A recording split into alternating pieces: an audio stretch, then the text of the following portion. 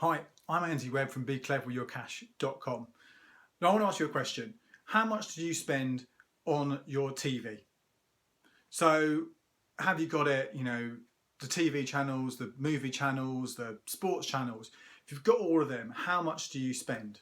If you even know, because when they're bundled in with your phone and your broadband, you might not even be aware what it is. Well, just having a look at the website shows how expensive it can be. You can easily spend 80 quid, 90 quid more if you've got all of those channels.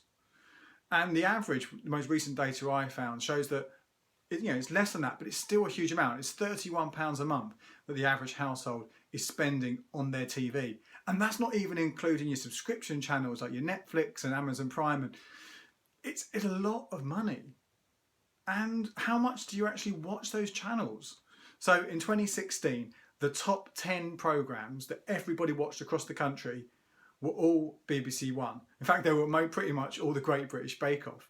But even when you take that show out, those individual episodes, the top 40 programmes, they're all on terrestrial TV. They're all BBC, they're all ITV. So if you're mainly paying all this money for these channels or watching movies which you've already got on DVD, well, you're kind of wasting your money and you're wasting a decent amount of cash. So what can you do about it? So personally, what I do is I don't pay for any extra TV channels at all. I rent movies as I want to watch them, find little deals to save money on that, often getting them down for £1 or £1.50, because I find that's cheaper than having dozens and dozens and dozens of movies available for say 10, 15 quid a month, but only watching 2 or 3.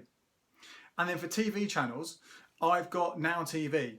And I've got a special offer pretty much most months that brings that down to 2 or 3 quid a month rather than the full price of £7.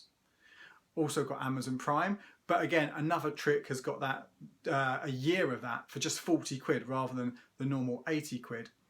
And I've got Netflix as well, but I don't pay for that. My sister does, and we share the subscription, and in return she gets access to my Now TV and my Amazon Prime. So I'm spending, I don't know, 70, 80 quid a year on those TV channels. Now, that's a big difference to even the average. I'm spending £300 less than the average amount the average household is spending on those TV channels. And they might, as I said, might be spending more because that big figure of 370 odd quid a year doesn't include your Netflix, doesn't include Amazon streaming and extra kind of rentals on top. So that's what I do. I cut those out and I find the deals, and I'm spending, as I say, 70 to 80 quid a year just on those TV channels.